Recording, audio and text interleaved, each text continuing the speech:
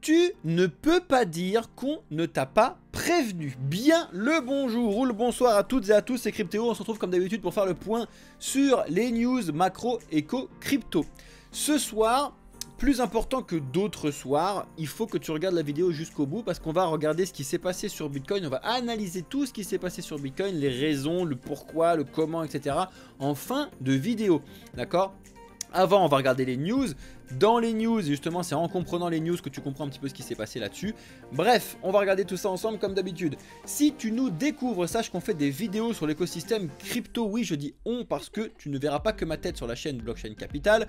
Tu as plusieurs types de contenus. Je t'invite à regarder ce qu'on te propose dans les playlists.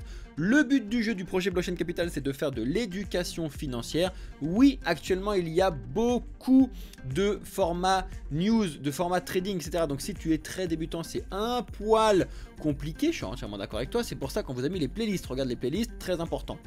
Sache que début 2024, grosse dinguerie pour le projet Blockchain Capital, je serai toi, je m'abonne, je passe mon temps dès le début du live, de la vidéo pardon, à lâcher un petit like, ceux qui le font, merci, vous êtes les GOAT, let's go, et lâchez des commentaires, vous êtes de plus en plus à lâcher des commentaires avec des vraies bonnes questions et de vrais bons débats, très intéressants, je vous réponds comme d'habitude, et si jamais vous avez plus de questions, plus d'envie, rejoignez-nous sur Discord.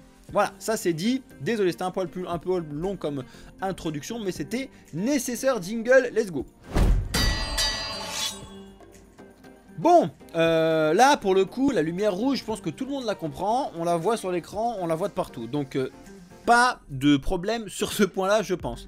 On regardera ce point-là juste après, sachant que on est sur du vrai rouge, mais il y a certains projets qui s'en sortent très très bien. Je pense notamment à Avax, IMX aussi un petit peu, l'INJ qu'on voit qui est je sais plus où, là je crois. Bref, VeChain, BNB aussi, très étonnant sur le BNB. Regardons, on va regarder ça juste après. Pareil sur ce que tu vois sur le côté, le Bitcoin et l'analyse de ce qui s'est passé cette nuit où on a liquidé 400 millions de dollars. On va regarder ça juste après. Avant ça, regardons ce qui s'est passé niveau news. Alors, sachez que ça c'est un rappel et en même temps quelque chose d'important si tu veux te lancer dans le trading, j'ai envie de te dire avec effet de levier et limite d'en faire ton métier, c'est-à-dire vraiment de faire du trading au quotidien, etc.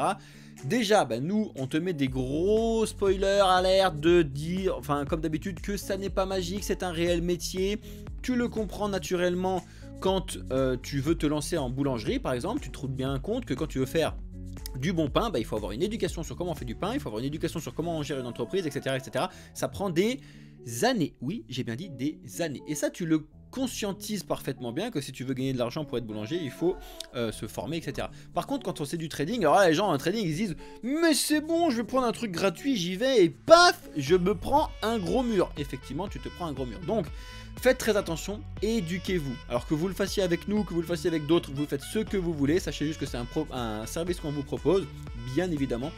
Faire de l'éducation sur cette partie-là, c'est très important, surtout sur la partie trading. Il y a beaucoup trop de choses, il y a beaucoup trop de charlatans, d'arnaqueurs de partout sur l'écosystème crypto, etc. Il faut faire très très attention à ça. Donc, nous, on passe beaucoup de temps à vous éduquer sur cette partie-là. Bref, en attendant, la SEC vous avertit aussi sur pas mal de choses qui sont indispensables à lire quand on veut faire du trading. Donc je vous inviterai à regarder ça si ça vous intéresse. Alors c'est pas directement sur cet article, il faut aller sur le site de la SEC, etc. Pas mal de choses comme quoi c'est très volatile, blablabla. Il y a quand même pas mal de choses qui sont vraies, il faut les regarder. Même si la SEC fait quand même bien n'importe quoi en général, il faut quand même regarder certains points qui sont très très importants. En ce qui concerne Tether, oui, il fallait en parler parce que Tether, tout le monde dit ouais c'est génial et tout, crypto, blablabla. Beaucoup trop de centralisation sur Tether, j'en ai déjà parlé 1 milliard de fois. Oui, on l'utilise tous, c'est moi le premier, nous le premier, enfin bref. Parce qu'on en est entre guillemets obligé, je mets des gros guillemets parce qu'on n'est pas vraiment obligé de le faire. Ceux qui veulent être hardcore ne sont pas obligés de le faire. Mais en attendant, ça fait partie des gros investissements que l'on fait pour pouvoir avoir du coup le trading, pour pouvoir avoir les marges, pour pouvoir avoir ce genre de choses. Donc l'USDT on s'en sert, mais il faut faire attention parce qu'ils annoncent encore qu'ils vont renforcer leur système de sécurité et donc potentiellement de pouvoir bloquer certains comptes. Alors effectivement c'est très bien sur certains points, donc pour tous les trucs un petit peu shady, bref des trucs un peu compliqués, ils vont les bloquer, donc c'est entre guillemets bien sur cette partie là. Et je vous l'ai déjà dit, quand tu veux évoluer dans l'écosystème crypto, il vaut mieux être clean, parce que sinon si tu l'es pas, on va te retrouver et puis ça va te faire chier, bref.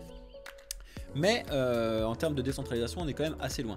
J'aimerais bien avoir votre avis 2 secondes dans les commentaires, et on va se lancer petit à petit à faire ça parce qu'on ne le faisait pas, à faire dans l'onglet communauté des petits sondages. Donc regardez de temps en temps s'il n'y a pas un sondage en cours ou quoi au caisse, mais j'aimerais bien faire un sondage sur la partie centralisation décentralisation. Est-ce que vous pensez qu'il y a un juste milieu à trouver, ou est-ce que vous êtes hardcore centralisation ou hardcore décentralisation? Ça peut être très intéressant. Bref, petite aparté faite, on regardera ça dans l'espace communauté de la chaîne. Ça c'est pour vous encore, hein, je vous le rappelle, vous n'êtes peut-être pas au courant, mais 2024 vous allez débourser en moyenne entre 31 et 250 euros avec votre banque. Ouais, je suis désolé, mais oui, votre banque vous ponctionne de l'argent. Je sais pas si vous étiez au courant, et je dis votre banque parce que moi je suis le plus loin possible de ces trucs là. J'ai retiré le plus de trucs possible, je suis vraiment au strict minimum. Encore une fois, il ne faut pas faire ce que je fais si vous n'êtes pas prêt à le faire. Voilà, donc très important. N'oubliez pas que le but du jeu de Blockchain Capital et de l'éducation qu'on vous fait n'est pas de copier ce qu'on fait, mais de vous apporter les connaissances nécessaires à savoir ce qui vous correspond le mieux à vous.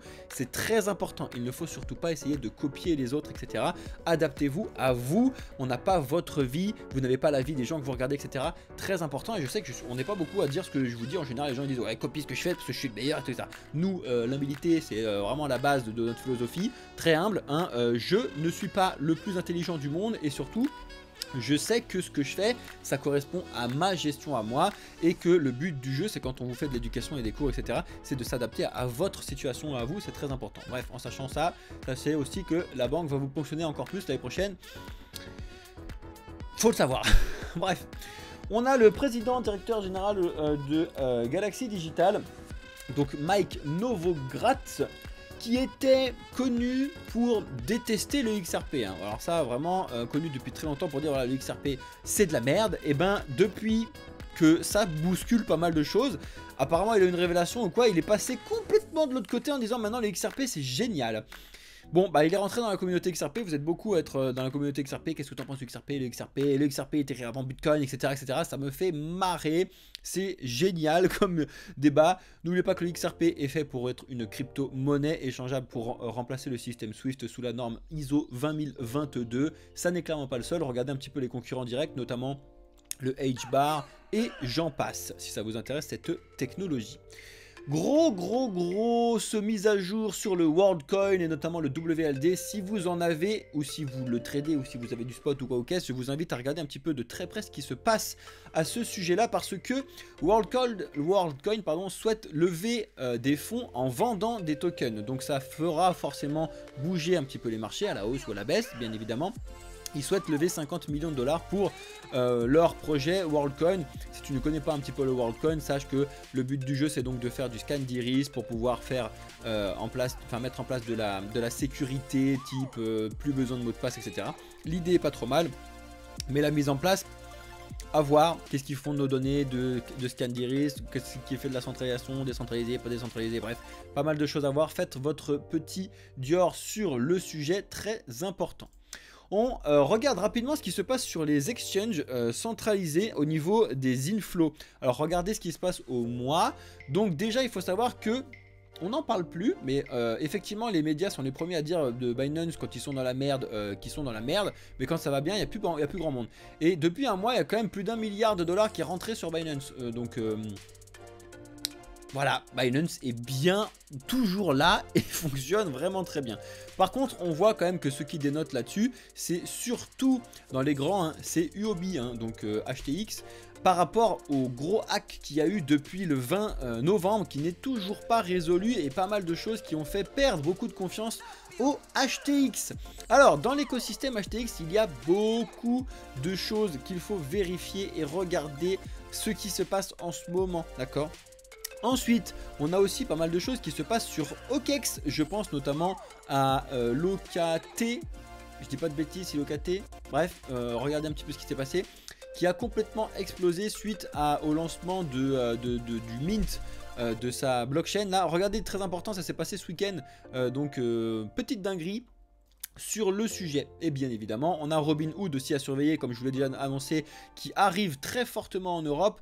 Ça va enfin pouvoir débloquer certains points pour nous, hein. On ne connaissait pas Robinhood, nous on connaissait en termes de news, etc. Mais en termes de services qui était proposé, pardon, pour nous on ne pouvait pas y avoir accès, c'était uniquement les États-Unis.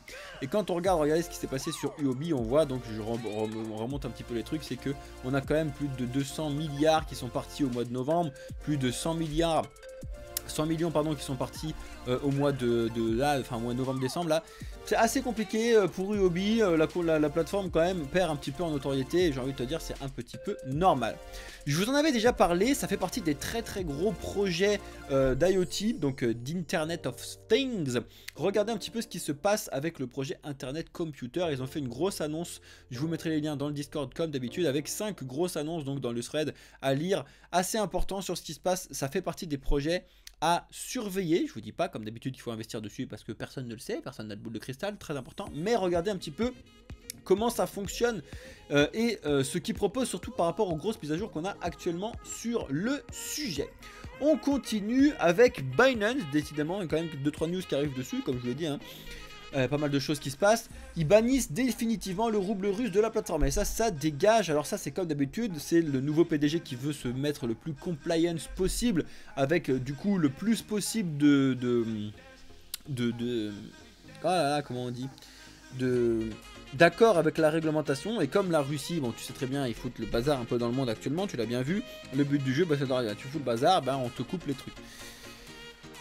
Il y a d'autres solutions pour eux, donc ils s'en foutent un petit peu je pense, mais ça fait quand même un certain point important à souligner sur le fait que bien évidemment Binance veut vraiment changer la vision qu'ils avaient avec ces aides et vraiment être le plus compliance possible, ne plus avoir de possibilité de blanchiment, etc. quoi. Ça y est, on arrive sur le sujet phare du jour. Que s'est-il passé sur Bitcoin cette nuit? Alors, déjà merci à toi, bien le bonsoir à Crypto Tassa qui lance un superbe raid pendant qu'on tourne la vidéo sur YouTube. Les amis, si vous êtes là, n'oubliez pas d'aller liker la vidéo sur YouTube, bienvenue, restez bien connectés sur le live. Je finis l'enregistrement de la vidéo YouTube et les news et on discutera de tout ça ensemble comme d'habitude. Mais merci à toi Tassa, tu régales. Hier soir, donc, on a eu, cette nuit, donc un tweet de The Wall of Wall Street, hein, donc quelqu'un qui a quasiment 1 million d'abonnés sur X, hein, donc c'est quelqu'un qui poste des trucs que tout le monde regarde, on va pas se le cacher. Ils expliquaient que hier, voilà, on a clôturé la 8e bougie weekly verte dans le même scénario, c'est-à-dire sans avoir aucune respiration et aucune clôture semaine dans le rouge. Et justement, il explique quand est-ce qu'on aura une correction. Alors, je ne sais pas s'il a été devin ou tout ce que tu veux ou quoi, mais la correction a eu lieu directement après, hein, genre quelques minutes après, où elle avait même déjà plus ou moins commencé au moment où il a mis le X là. Très important. Mais vous allez voir, on va regarder un petit peu ce qui s'est passé cette nuit. Notamment, ça fait des mois, voire je vous l'ai toujours dit, de surveiller quels sont les mouvements, du moins les directions des mineurs de Bitcoin. Je vous l'ai déjà dit, les mineurs de Bitcoin sont bien plus renseignés que toi et pour eux, c'est bien plus important de savoir vendre au plus haut pour pouvoir payer des mois d'électricité d'avance quand le prix potentiellement peut retracer. Regardez ce graphique que je vous montre rapidement.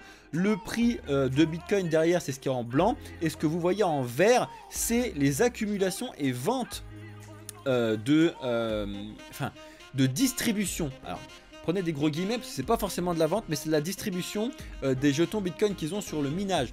En général, on voit que quand il y a des grosses phases de distribution comme celle-ci, c'est des moments où justement le Bitcoin était fortement en train de monter parce qu'ils ont besoin de payer l'électricité en avance. Comme par hasard, ça s'est déjà produit cet été quand le Bitcoin était monté à 31 avant de redescendre. Je vous avais dit attention, si il y a des grosses ventes de mineurs, c'est parce qu'en fait, pour eux, ils se trompent quasiment jamais. Déjà parce que c'est un peu eux qui font le marché aussi, mais ils se trompent pas parce que c'est très important pour eux de payer l'électricité le moins cher possible et le plus en avance possible. Donc en fait, s'ils vendent du Bitcoin en avance, c'est parce qu'en fait, ils savaient qu'ils pouvaient faire pendant quelques mois de payer de l'électricité avec un Bitcoin qui sera beaucoup plus bas et qu'il fallait vendre maintenant. D'accord? Très très important, c'est ce qu'ils ont déjà fait cet été, c'est ce qu'ils viennent de nouveau de faire. Comme par hasard, on décroche, d'accord? Très important. Notamment 2-3 news qui commencent à tomber un poil plus concrètes petit à petit sur les ETF, notamment Google qui explique voilà sur des petits updates qu'ils mettent sur la politique des produits Google, hein, et ils expliquent que potentiellement voilà les coin trust, donc la partie des ETF est mise à jour sur Google, donc c'est très important. Je vous annonce encore 2-3 petites news sur Bitcoin avant de faire la petite analyse sur ce qui se passe graphiquement parlant. Avant ça, on a le créateur de Cardano, donc vous connaissez un petit peu Charles Hoskinson, qui lui pour le coup prophétise la chute de Bitcoin. Alors ça, je pense que c'est allé un poil loin, mais en même temps ça fonctionne bien de dire ça sur les réseaux. Selon lui, ben, c'est un géant d'argile, hein, donc les géants d'argile, tu te doutes bien, c'est que s'il pleut, ben, son pied il se pète la tronche et il se viande les dents. Il y a quand même certains points qui ne sont pas à négliger dans son analyse, donc allez regarder un petit peu ce qui se passe là-dessus. Et justement, un des points importants, c'est ce que je vous dis juste après, en fin de news, là, donc restez bien. C'est la prochaine news, donc ça va très bien se passer. Bitcoin, la prochaine résistance est à 100 000. Et ben, j'ai envie de vous dire non, du coup. Donc, bien évidemment, c'est Michael Saylor hein, qui fait les gros titres sur ces gros tweets. Là, ça fait assez rire. Tout le monde explique que voilà, c'est 1 million de Bitcoin ou jamais. Il faut y aller maintenant. Bref, en attendant, il y a quand même beaucoup qui expliquent que la prochaine grosse résistance, c'est les 100 000 $. Alors oui et non, oui, c'est à dire que sur le long terme effectivement la prochaine grosse résistance c'est les 100 000, surtout c'est psychologiquement ça va être insane et ça va arriver ou l'année prochaine ou 2025. Voilà, spoiler alerte, ça va arriver, vous allez voir, et les médias vont péter un câble, c'est-à-dire que à partir du moment où ça va arriver, il va y avoir un délire de news de partout. Bitcoin à 100 000 pour la première fois du monde, c'est un truc de ouf et tout, on va revenir sur le truc. Il va y avoir des trucs de dingue. Ça va arriver ou l'année prochaine ou début 2025, c'est-à-dire au prochain bull run. D'accord? Par contre, toutes les prédictions qui disent 250 000, 500 000, voire 1 million l'année prochaine, c'est beaucoup trop rapide. Si vous voulez faire une petite analyse rapide, n'oubliez pas qu'on vous fait tout ça dans le premium si jamais ça vous intéresse. N'oubliez pas que si vous participez à notre calendrier d'avant, vous avez 20% sur le premium. C'est clairement pas négligeable, surtout que vous allez un petit peu avoir de l'argent en fin d'année avec vos cadeaux. Ça peut vous intéresser. Et la news très importante qu'il ne faut pas louper, je vous en ai déjà parlé il y a que cela quelques jours voire semaines, je ne sais plus, mais on a certains développeurs Bitcoin Core comme celui-ci, donc Luc, qui explique que il y a potentiellement des failles dans la mise à jour ordinale, ce qu'on a eu avec les BRC20 notamment sur Bitcoin, qu'il fallait faire très attention. Donc il faut surveiller deux choses. Première chose, c'est est-ce que ça s'avère réellement des failles très importantes sur le réseau Bitcoin et que ça peut être un vrai gros problème, premier point. Et deuxième point, est-ce que ça peut être important de regarder la news que je vous ai parlé il y a quelques semaines, qu'il y avait quelqu'un qui proposait de faire une sous-couche de Bitcoin pour pouvoir loger les ordinals sans foutre de bazar justement sur Bitcoin. Assez important aussi à regarder. N'oubliez pas, les sous-couches de Bitcoin sont très importantes à surveiller avec le Lightning Network, dont il y a aussi certaines news à vérifier en ce moment. Bon voilà, on a fait le point sur les news. J'ai envie juste de vous rappeler 2-3 secondes sur la macroéconomie que cette semaine, bon ben, accrochez-vous à votre siège parce que ça va bouger. Aujourd'hui que dalle, hein, vous le savez, mais ça va commencer demain avec l'inflation du mois de novembre. Alors théoriquement, je vous dis bien théoriquement, jusqu'à présent, les news étaient carrément au vert. Donc, c'est les news qui devraient tomber demain. Pour l'instant, ils disent qu'il n'y a pas de changement sur le corps et une petite baisse de l'inflation sur l'inflation de base. Si on respecte plus ou moins ça, bon bah c'est attendu, pas de gros changements. Si on baisse plus que prévu, très bonne nouvelle, ça peut avoir une petite reprise sur certains marchés. Par contre, si on a une augmentation, ce qui n'est pas impossible sur le mois de novembre, vous savez qu'il y a eu 2-3 trucs un petit peu dingos sur le mois de novembre à vérifier. Regardez un petit peu ce qui va se passer cette semaine, très important. On va analyser ça ensemble, donc demain, mais surtout mercredi, du coup, on va avoir les taux d'intérêt de la Fed. Alors je vous le donne en mille, ça ne changera pas. Hein. Alors là, pour le coup, oui, j'ai une boule de cristal, ça ne changera pas. C'est-à-dire qu'il n'y a absolument aucune raison que M. Powell fasse une hausse ou une baisse des taux. Il va rester à 5,5, il va dire dire bon là il nous reste 20 jours pour clôturer l'année dans un truc à peu près bien, donc on va essayer de pas foutre la merde, on va clôturer l'année bien et on verra ce qui va se passer en janvier. Pour l'instant il changera rien, il va continuer son discours de on est très bien placé pour amener l'inflation à 2%, blablabla. Il va rien dire parce qu'il ne veut pas exploser l'année en un seul discours sur le mois de décembre, donc il ne va rien dire. Voilà, je vous l'annonce direct ce qui va se passer mercredi, mais ça va quand même être intéressant de savoir ce qui se passe, surtout quand il va avoir son speech derrière, parce que les résultats, bon, je vous l'annonce, hein, et on va avoir du 5,5 ici. Faut pas avoir fait de grosses études et aller voir Madame Irma pour savoir que c'est ça qui va se passer. Mais par contre, sur les projections économiques et sur la conférence de presse, il peut se passer des dingueries. En tout cas, s'il y a des dingueries, c'est à ce moment-là qu'il va y en avoir. On va voir les retails aussi, bien évidemment, qui vont tomber jeudi. Mais sinon, voilà, affaire à suivre. En ce qui concerne les marchés, bien le bonjour à ceux qui nous ont toujours rejoints. On est encore en train de faire le point sur la vidéo. Et après, je reste en live avec vous pour discuter de tout ce qui se passe. Alors, cette nuit, donc, on le voit pas bien ici sur Bitcoin en 4 heures, parce qu'on a l'impression que ça s'est passé en 4 heures, mais ça s'est passé en 5 minutes, voire rapidement, encore plus que ça. Regardez ici, très très simple. On a eu, bien évidemment, attends, c'est rapide. Il est où mon truc? Si, c'est ça. Autant pour moi, tout va bien se passer. Donc là, on est en 5 minutes. Donc désolé, je tourne la tête parce que vous l'avez l'écran là, moi je l'ai là, on s'en fout, tout va bien. Donc, on le voit bien, on a décroché. Donc chaque bougie représente 5 minutes. Donc en fait, ça s'est passé en un quart d'heure le bazar. Hein. Donc tu imagines que c'est vraiment une cascade de liquidation qui a tout explosé très rapidement avec des gros vendeurs qui ont vendu Ford, etc. etc. Ça s'est passé lors plus ou moins de l'ouverture du marché asiatique. Est-ce que c'est les Asiatiques qui ont foutu le bazar ou pas? Voilà.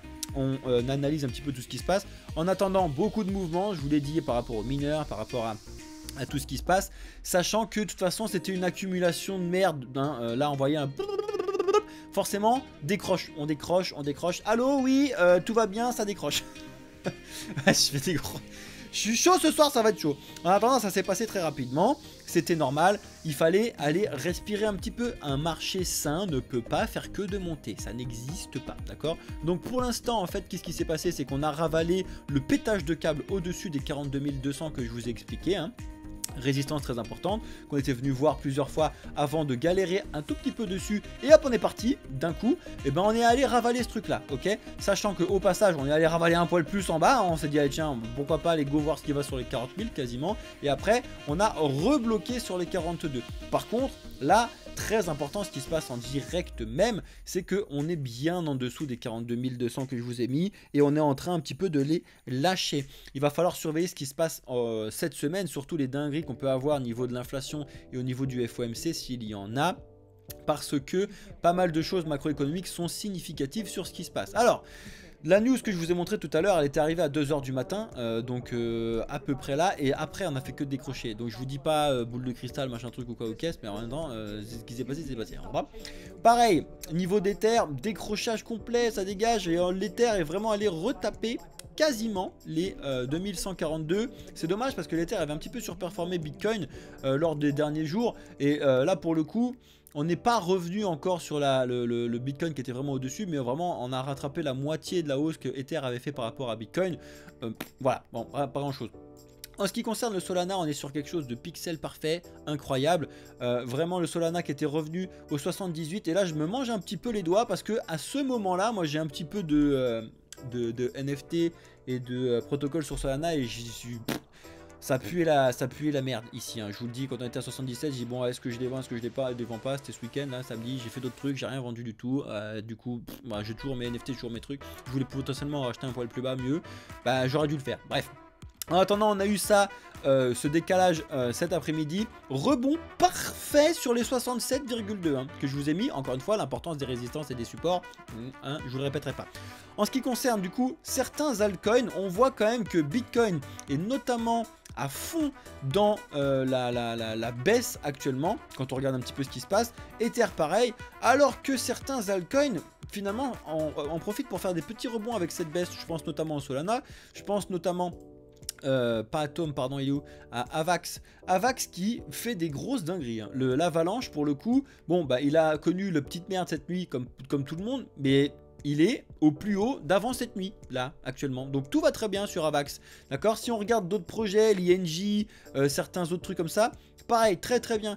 Et c'est assez drôle parce que pour le coup, normalement, le petit trio des Avax, du Polkadot et du Cosmos sont censés avoir des graphiques qui sont plus ou moins dans la même chose. Et si tu regardes, eh ben, tu as Avax qui est resté en haut, alors que tu as le Polkadot qui a complètement dévissé, et que tu as l'Atom qui a dévissé, qui était un petit peu en retard, notamment avec les news qu'on a eu en ce moment. Tu le sais très bien. Pareil, le Matic, lui, pour le coup, un petit peu de mal en ce moment, sachant qu'il est en train de faire sa grosse mise à jour sur avec le Pulse. Le Dodge, bon, qui décroche un petit peu comme tout le monde, pas grand chose. ADA, bah, voilà, il décroche aussi un petit peu comme tout le monde. Le Solana s'en sort mieux que certains autres, hein, je vous l'ai déjà dit. Après, qu'est-ce que je voulais vous montrer là-dessus? Non, ça on peut laisser tomber, ça on peut laisser tomber, ça on peut laisser tomber. On regardera pas forcément ces points là. Par contre, en ce qui concerne les crypto bubbles, là, quand on peut regarder ce qui se passe, niveau du jour, on est vraiment dans du rouge, hein. On a vraiment du rouge partout, mais c'est pas une hécatombe non plus, c'est-à-dire qu'on n'a pas du moins 50% qui a fait des tueries sur certains trucs. On a en général, en moyenne, du moins 8-9% sur les gros projets. Par contre, c'est ce que je vous disais, il y en a certains qui tirent leur épingle du jeu. L'INJ, 20%, très bien. Avax, 11%, très bien. IMX, très bien. Le KCS, alors ça c'est assez drôle, mais sur ces 15%, bon bah qui est très très bien. Le TIA avec du Celestia, très bien. Il y en a certains quand même qui sont en pleine forme. Heureusement le Luna classique et le Luna sont voilà, hein, à la poubelle si je puis dire. Mais bon bref, quand même pas mal de choses qui se passent sur les marchés actuellement. Il faut que tu sois au courant, il faut que tu fasses une petite veille, notamment avec les vidéos qu'on vous sort et ce qu'on vous propose sur la chaîne Blockchain Capital.